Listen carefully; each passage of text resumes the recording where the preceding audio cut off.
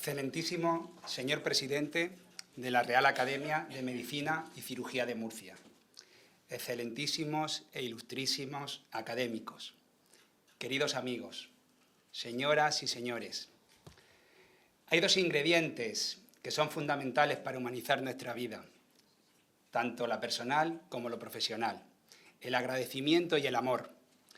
Ambos nos conducen hacia la lógica del don y nos alejan de la lógica de la conquista. Decía el escritor Jorge Luis Borges que hay que buscar el sabor preciso del momento, y es lo que me dispongo compartiendo este discurso con todos los presentes. Por eso, lo primero que quiero hacer en este momento tan emocionante para mí es decir, desde lo más profundo de mi corazón, gracias. Si hoy estoy aquí, en este lugar sagrado, donde se humaniza el arte de la medicina, es porque muchas personas me soñaron, me cuidaron, me ayudaron, me formaron y, sobre todo, me quisieron. El amor mueve todo y, como dice San Juan de la Cruz, siempre camina en la buena dirección. Una de las cosas que he aprendido en estos años ejerciendo la medicina en distintos ámbitos, tanto clínico como quirúrgico, es que ninguna persona está por arriba de otra y ninguna persona está por debajo. Todos nos necesitamos, es cuestión de tiempo. El trasplante es el ejemplo paradigmático de este convencimiento. Trasplantando he aprendido que el trabajo bien hecho siempre implica la existencia de un equipo capaz y comprometido. Cada uno de nosotros, afortunadamente, somos un eslabón en una compleja y bonita cadena humana. De hecho, no sería leal con mi pensamiento si no afirmase en este momento que estoy aquí justamente como un eslabón de la cadena, como un representante de muchas personas que me han acompañado o a las que he acompañado en el apasionante viaje de la medicina y de la cirugía. Gracias en primer lugar a mi familia. Las raíces, cuando son buenas y profundas, te anclan de forma consistente y te dejan crecer y buscar espacios más allá de los que hay debajo de la tierra inmediata. Pero te siguen nutriendo en todo momento, estés donde estés, vayas donde vayas. Ahí han estado siempre mis padres y mis hermanos, y sé que siempre que los necesite seguirán estando. Permítanme decir que creo que este sentimiento también será compartido por la persona que me ha presentado. La vida siempre supera nuestras expectativas. ¿Quién le hubiera dicho a ella, a la doctora Rocío Álvarez, cuando corría de niña por los campos del Sabinar en Moratalla, que sería una de las primeras mujeres jefas de servicio de esta región? Y que gracias a ella hemos logrado entender muchos aspectos del sistema inmunológico, fundamentales además para que nuestros niños trasplantados puedan hacer una vida de verdad. Hoy nuestra conexión es tanto en nuestra infancia, en el campo de Moratalla y yo en el campo de Caravaca, como en nuestra vocación, trabajando siempre en los límites de la vida y de la muerte e intentando superar las fronteras de nuestros imprescindibles protocolos. De alguna manera, podríamos decir que hemos llegado más allá de donde nosotros pensábamos hace unos cuantos años que podíamos llegar. En el camino hemos aprendido muchas cosas importantes. Por ejemplo, lo frecuente que en nuestro trabajo se dan la mano la mayor alegría por un lado y el mayor dolor por otro. Por eso, Rocío, hoy quiero traer aquí el nombre de tu hermana Piedad, que sin duda nos acompaña y nos bendice, y que su espíritu está unido de una manera especial a la música de mis palabras. El tronco del árbol al que pertenecen las raíces somos nosotros, con nuestros propósitos, con nuestro trabajo y la sabiduría y la luz que nos proporcionan nuestros seres queridos. En mi caso, por supuesto, mi mujer Erika, mis hijos Sofía, Diego y Rablito, y todos mis amigos, a los que basta con que nos toquemos la mirada para que nos den el cobijo que necesitamos. No podemos olvidar que la savia del tronco son nuestros pacientes. Hace justamente 70 años, Pedro Laín Entralgo afirmaba que nada hay más fundamental en el quehacer del médico que su relación inmediata con el enfermo. Y añadía, nada en ese quehacer parece ser más permanente. En nuestros pacientes están representadas nuestras heridas y en ellos se refleja nuestra humanidad rota. Somos sanadores heridos. El movimiento auténtico y real que tenemos que experimentar es de dentro hacia afuera. Esto lo he aprendido de otro de mis maestros, Antonio Miguel Bañón, catedrático de la Universidad de Almería, que está allí al fondo, siempre en la última fila. Ha sido mi maestro de la palabra y de la humanización. Esta Real Academia que hoy nos ha convocado es una parte fundamental de la corteza que protege el árbol, de sus raíces y de la savia que dan consistencia, visibilidad y que nos permite seguir creciendo. Siento una profunda gratitud hacia la excelentísima doctora doña Rocío Álvarez y muchas gracias, por supuesto, a la Real Academia de Medicina y Cirugía de la región de Murcia, representada por su junta directiva, por haberme honrado de esta manera. Gracias a los que estáis trabajando sin descanso por esta institución, pero también a los que os precedieron, porque sin ellos el tronco no sería ahora tan fuerte ni tan sólido. Nuestros deseos son los frutos de este árbol de la vida que me está acompañando durante todo este preámbulo. Algunos de esos deseos, afortunadamente, se hacen realidad. El ejemplo más claro es estar yo hoy aquí, en esta tribuna. Mi intención en los próximos minutos es identificar y describir algunas de las ramas y de las hojas de las que han brotado unos frutos que han permitido mejorar nuestra vida y, sobre todo, la de nuestros pacientes. Si es que hay alguna diferencia, que yo creo que no, los frutos que os mostraré a lo largo de este discurso servirán, al menos eso espero, para que otros se apoyen en ellos y puedan llegar más arriba. Llegar arriba implica, paradójicamente, saber agacharse, ir hacia abajo y ponerse al servicio del otro. El otro con mayúscula y con minúscula. Reconozco que para entender e interiorizar esto he necesitado muchos años de profesión y de reflexión. Y he tenido que enfrentarme a muchos errores. También he necesitado atravesar algún que otro desierto para distanciarme de mi ego y conectarme con ese otro. Gracias. Esto es mío porque es vuestro. El 29 de septiembre de 1984 se hizo el primer trasplante cardíaco infantil en España.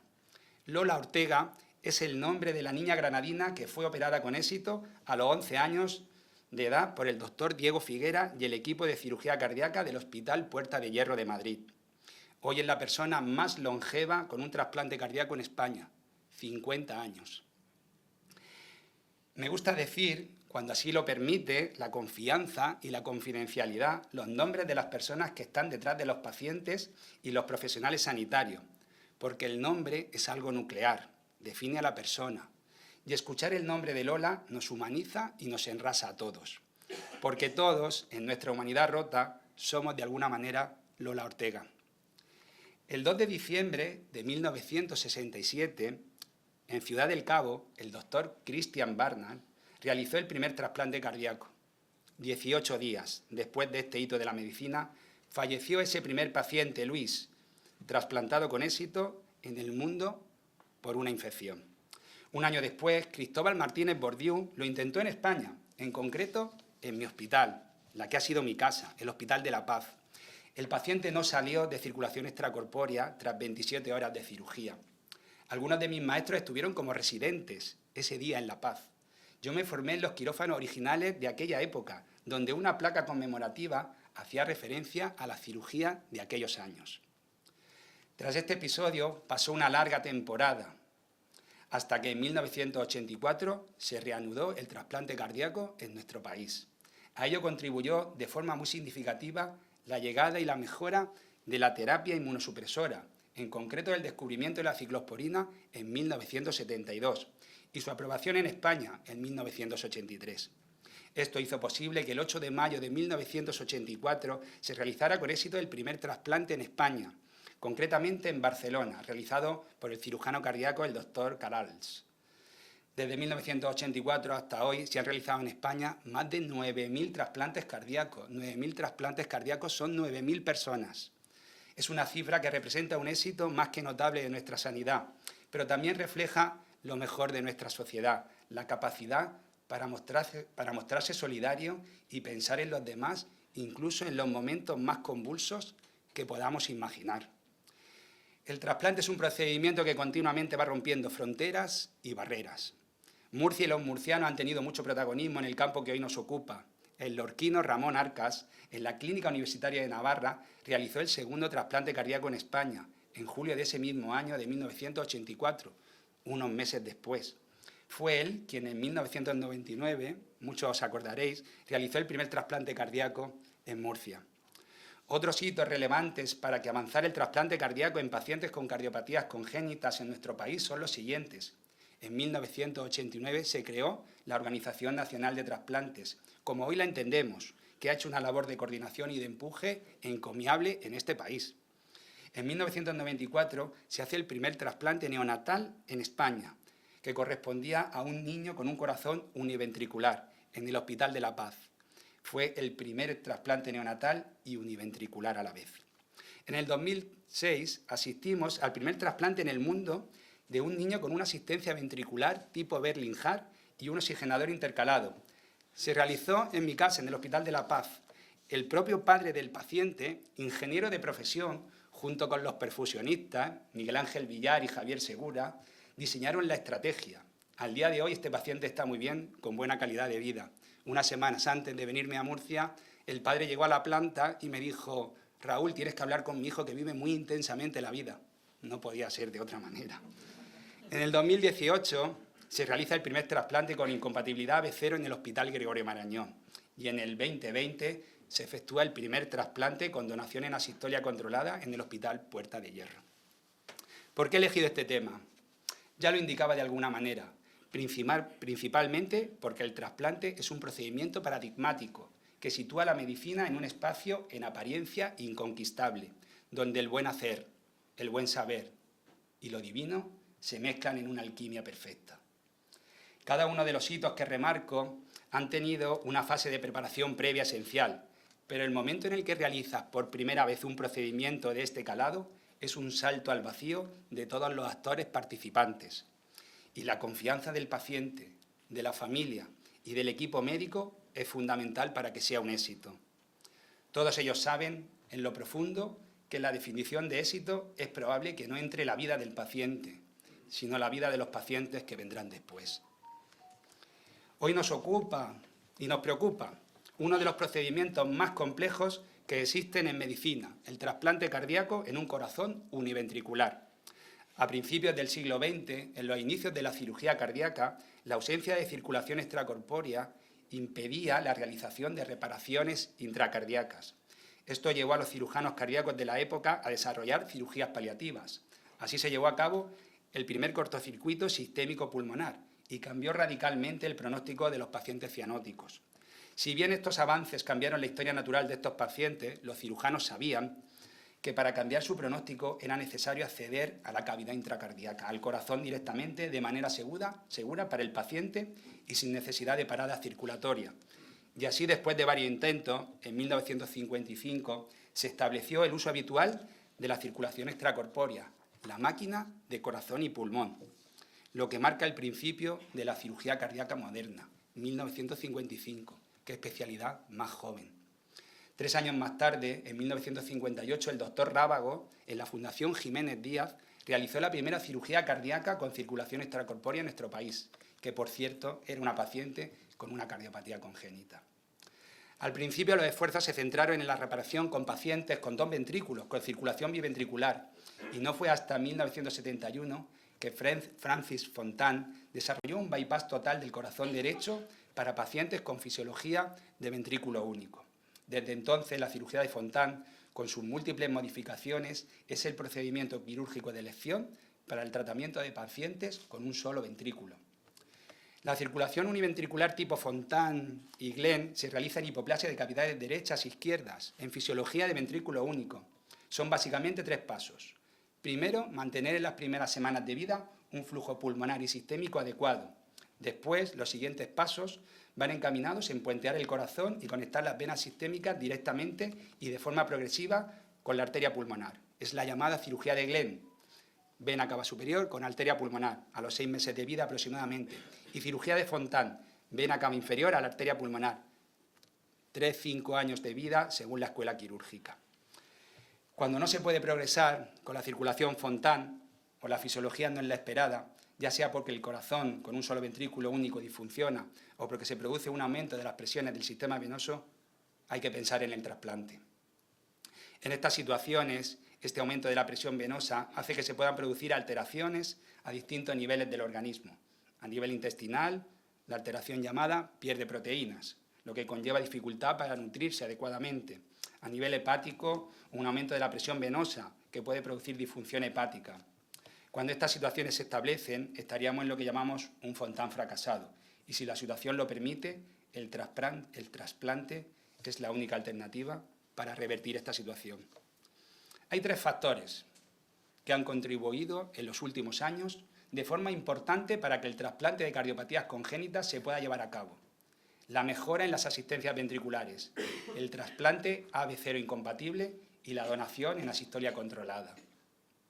Un 30% de los trasplantes cardíacos que se hacen en nuestra unidad son portadores de algún tipo de dispositivo de asistencia ventricular previa. En los últimos años, además de la mejora de la anticoagulación, la mejora de la tecnología en general y en particular en el campo de las asistencias ventriculares ha permitido que estos pacientes tengan una oportunidad real de sobrevivir en una lista de espera. Incluso me atrevo a decir, así lo publicamos, que en un futuro cambiará la cirugía univentricular y probablemente las asistencias ventriculares tengan un papel fundamental sustituyendo durante un tiempo aquellos ventrículos que no se han formado, para que los pacientes, al inicio de su vida, al nacer, tras conectarlos a una asistencia, puedan sobrevivir con buenas condiciones para afrontar un trasplante cardíaco. Recuerdo cuando comencé la residencia de cirugía cardíaca que asistir ventricularmente a un lactante de menos de 5 kilos era una utopía. Hoy es una práctica cotidiana en nuestras unidades. Si estamos hablando de trasplante, es imprescindible hablar de la incompatibilidad AB0. Gracias a la investigación y a la innovación en inmunología, muchos pacientes han podido tener una oportunidad. En 2018, estamos hablando ayer o esta mañana, en los tiempos de la medicina, el Hospital Gregorio Marañón realizó el primer trasplante cardíaco infantil AB0 incompatible que se ha llevado a cabo en España. Convirtió a nuestro país en el tercero de Europa que realizaba una intervención de este tipo.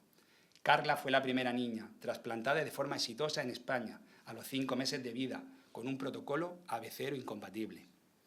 Este procedimiento posibilita que un paciente pediátrico reciba un corazón de un donante con un grupo sanguíneo distinto al receptor. En esta franja de edad, menores de 2 años, en los que los donantes son muy escasos. Realizar trasplante AB0 incompatible conlleva aumentar la posibilidad de trasplante hasta un 70%.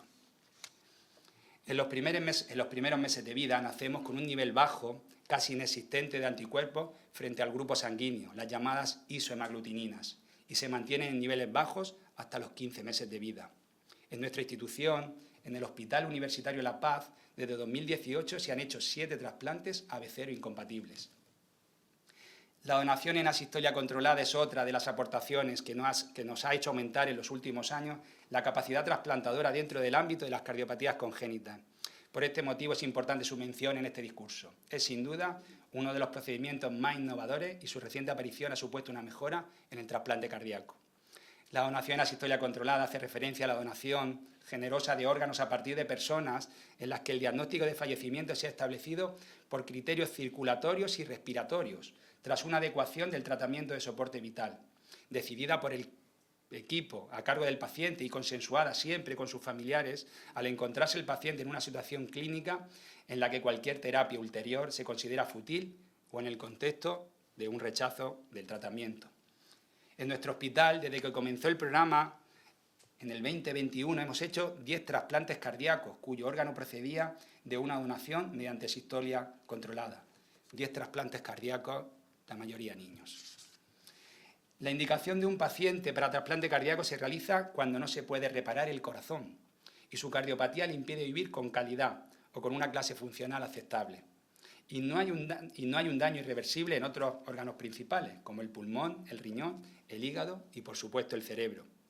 La indicación y contraindicación del trasplante en los pacientes que nos ocupan hoy es compleja. En los últimos años, os he de confesar que cuando me subo a una tribuna intento hablar de lo que he experimentado en primera persona. Y en mis exposiciones procuro traer más allá de lo técnico y de la evidencia, la vivencia. Os pondré el ejemplo de Natalia, 30 años. Había nacido con un corazón univentricular operada varias veces. Había salido 2 veces de ECMO, 1 año ingresada en el Hospital de La Paz.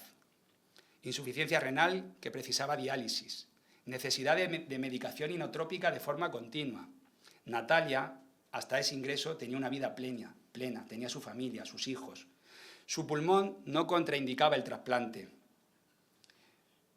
Su hígado estaba bastante dañado, pero en la biopsia no se veían signos de cirrosis hepática.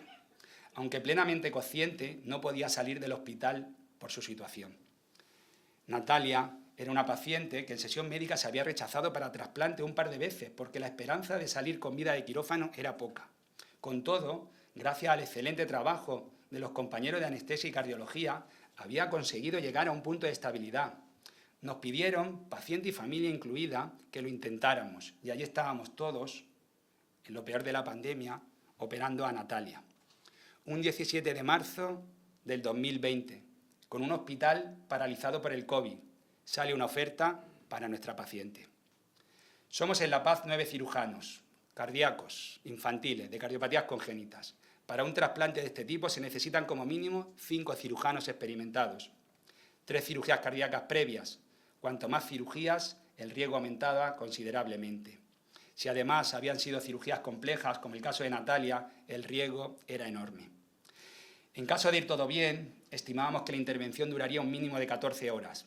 Ese día me tocaba a mí coordinar el dispositivo e implantar el órgano. Tenía delante de mí el caso más difícil que me he enfrentado nunca.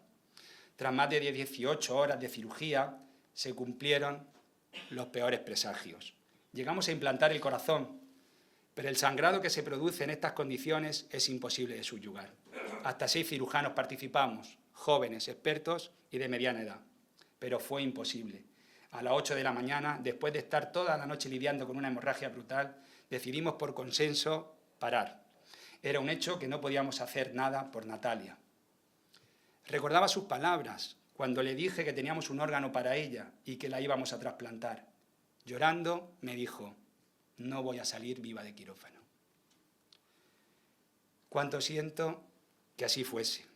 Me imagino que todos los compañeros, las compañeras que están aquí sentados han tenido un día como ese y una paciente como Natalia, donde la apuesta por poner el límite de la vida un poco más allá del protocolo no ha dado sus frutos.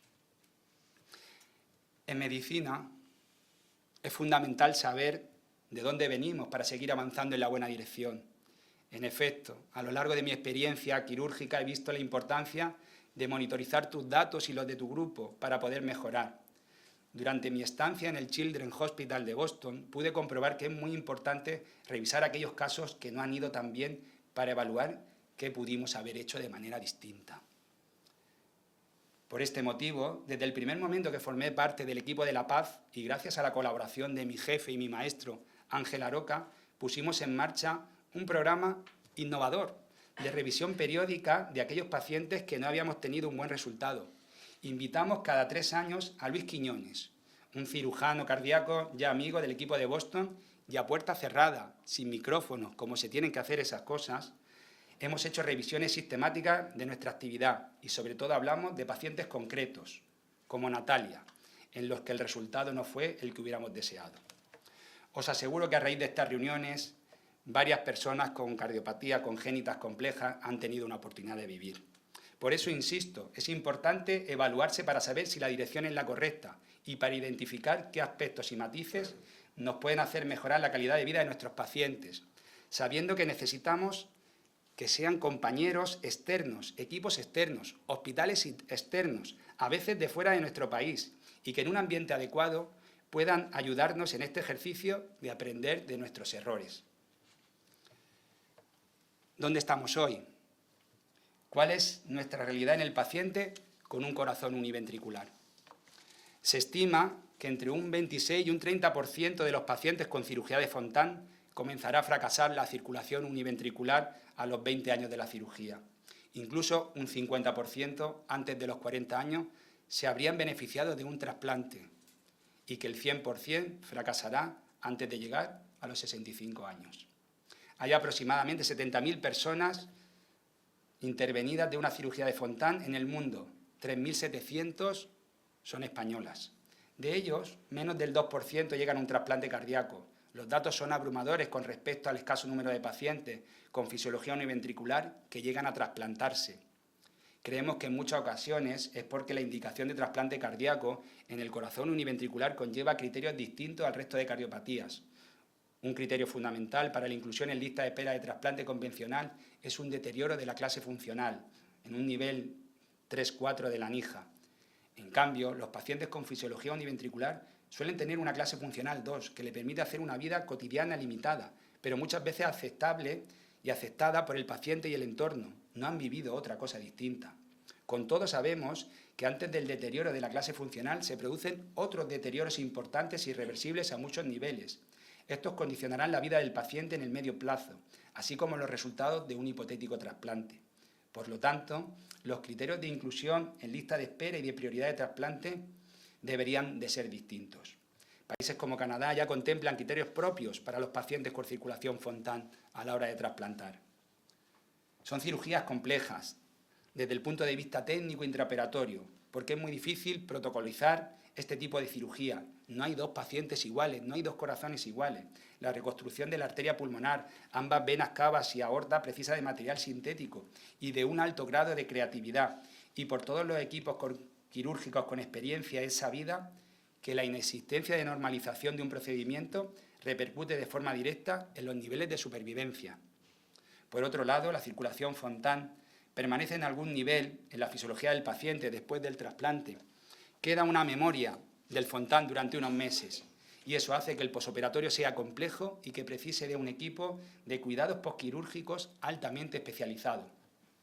¿Qué datos tenemos en España? En nuestro país, en los últimos años, los datos de trasplante en pacientes con ventrículo único se han disparado, pero todavía son insuficientes. Al inicio del año 2000 se hacían al año 1 o 2 trasplantes, dispersos en varios centros. En la última década se han trasplantado más de 30 pacientes concentrados en 4 centros, pero insisto, aún así, los números son insuficientes. Si aterrizamos en el Hospital de la Paz, uno de los 4 centros con más actividad trasplantadora en este campo, observamos que entre el 2001 y el 2021 un 45% de los pacientes trasplantados corresponden a una fisiología de ventrículo único, 1,27 trasplantes.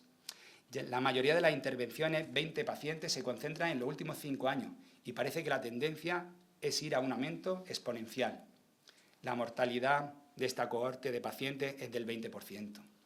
En otros hospitales hermanos, como es el Hospital Gregorio Marañón de Madrid, cuyo equipo de trasplante está liderado por el cirujano Juan Miguel Jáurena, los resultados en número de supervivencia son similares. En España se estima que hay unas 3.700 personas intervenidas de Fontan. Por lo tanto, aunque hay una mejoría en los datos, parece que desde los equipos de cardiopatías congénitas y desde el sistema sanitario queda mucho por mejorar. No existen unos registros oficiales nacionales en este campo y la falta de monitorización nos apunta la relevancia que tienen nuestros pacientes univentriculares en el sistema de salud. Gabriel García Márquez afirmó que un hombre solo tiene derecho a mirar a otro hacia abajo cuando ha de ayudarle a levantarse y que nadie es inferior a nadie. En efecto, creo que en la vida no hay perdedores ni ganadores. Así quiero que se interpreten las vivencias que con mucho respeto y con el permiso por parte de su familia y los pacientes os traigo hoy a este noble lugar. Os presento a Víctor Santiago. Nació hace 49 años en un pueblo de Álava. Su vida es un fiel reflejo de la historia de esta especialidad.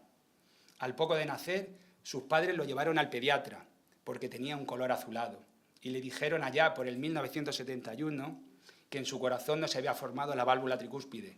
Los vasos estaban en transposición y del ventrículo derecho salía la aorta y la arteria pulmonar. Tenía un solo ventrículo. La naturaleza había intentado frenar el hiperaflujo pulmonar y se había formado una estenosis pulmonar que hacía que Víctor estuviera sin tratamiento vivo los primeros años. En la Clínica Universitaria de Navarra, unos pioneros entonces en la cardiología pediátrica de este país vieron cómo se iba cerrando cada vez más la válvula pulmonar y había que aumentar su flujo para poder oxigenar y mantener así su débil equilibrio hemodinámico. Otro pionero de la cirugía que ya he comentado, el doctor Ramón Arcas, le hizo a los 5 años una fístula desde la aorta a la pulmonar, una fístula de 6 milímetros. Por este conducto llegaba más sangre al pulmón y Víctor iba disfrutando de su infancia en su pueblo. Aunque lo recuerda como una etapa feliz de su vida, no fue fácil vivir siempre con cianosis. Desde aquí hago un llamamiento a los educadores. Los índices de bullying en nuestros pacientes son insoportables. Tenemos que remar todos juntos para luchar contra esta enfermedad social que hace tanto daño. Como esa fístula que le había hecho el doctor Arcas iba quedando pequeña, el propio doctor Arcas y los protocolos de ahora, con muchas dudas, con bastante sentido común y sobre todo con mucha confianza en el futuro y sin saber si funcionaría, le hizo otra fístula de 10 milímetros a los 10 años, de la aorta a la arteria pulmonar derecha. Así vivió Víctor hasta los 32 años.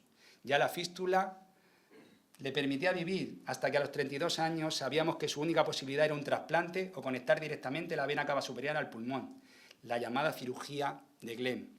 Mi maestro, el doctor Aroca, en abril de 2002, mirando a los ojos a Víctor, le explicó la posibilidad de hacer una cirugía pionera.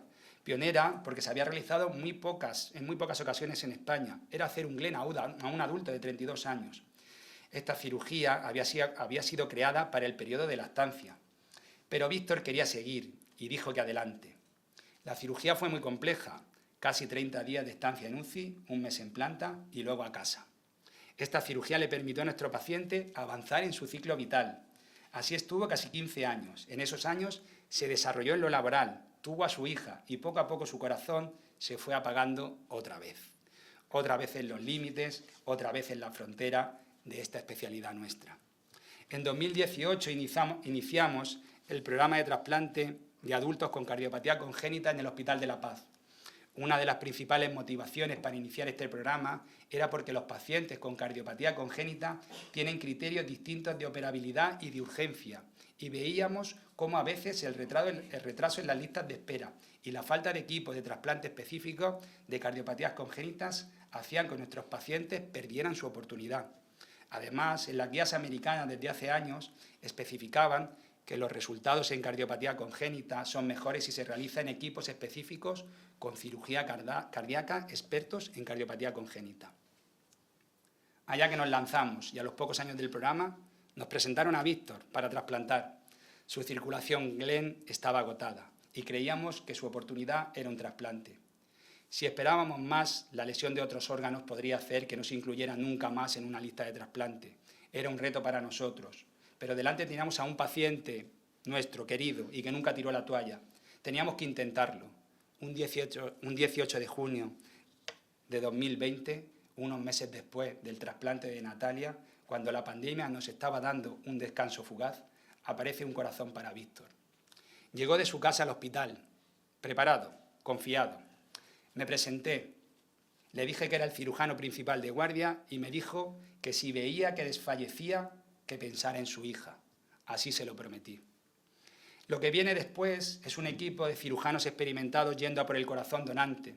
Aquel jueves de junio del 2020 en el Hospital de la Paz, tras hacer una PCR de COVID a Víctor que fue negativa y luego trasladarlo a quirófano, teníamos 4 horas de cirugía preparatoria para situar con amabilidad su nuevo corazón en el tórax de Víctor.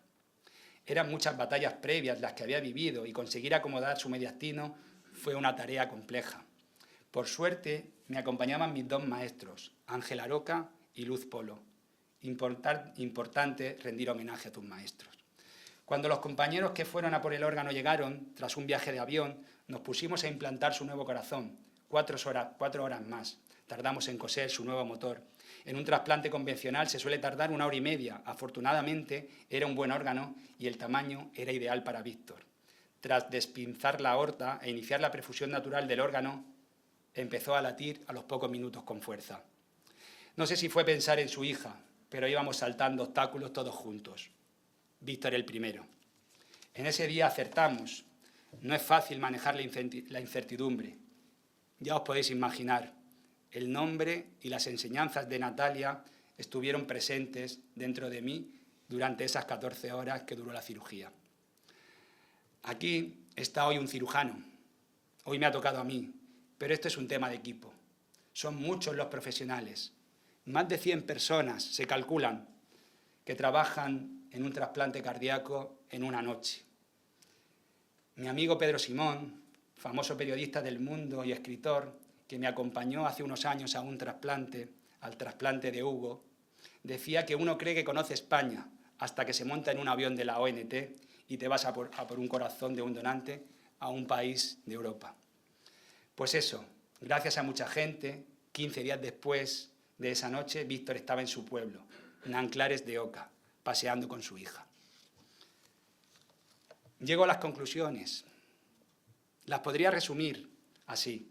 Se necesitan unidades especializadas, centralizadas, con recursos suficientes para poder afrontar con resultados asumibles el reto que supone trasplantar a pacientes con fisiología univentricular. Esta conclusión se la debo a las asociaciones de pacientes y a sus familiares, a Menudos Corazones, a Acceso, que tanto luchan por estas conclusiones. Es fundamental tener un registro oficial de los pacientes con fisiología univentricular intervenidos de Fontán y cuántos de ellos están o tienen posibilidades de estar en una lista de espera de trasplante cardíaco. Las historias de las cardiopatías congénitas se están escribiendo en este momento y nuestros pacientes son distintos a la patología cardíaca adquirida. Por ello, necesitan unos protocolos específicos de trasplante. Hay que destacar la importancia de invertir en innovación e investigación en el programa de trasplantes. En los últimos años, procedimientos como la donación en asistolia y el trasplante AB0 incompatible han aumentado de una forma importante la posibilidad de tener un donante para pacientes con cardiopatía congénita. Tras las conclusiones me despido. En otoño de 1995 comenzaba mis clases en la Facultad de Medicina. Tenía 17 años. Aquí hay dos de mis ilustres profesores sentados en esta mesa. Y sentía una enorme responsabilidad, la propia de un orgulloso hijo de agricultor que sabía del esfuerzo de su familia para que él pudiera estar ahí. Hoy, casi 3 décadas más tarde, la vida me ha dado la oportunidad de hablar de la labor que he realizado durante 15 años en el Hospital de La Paz.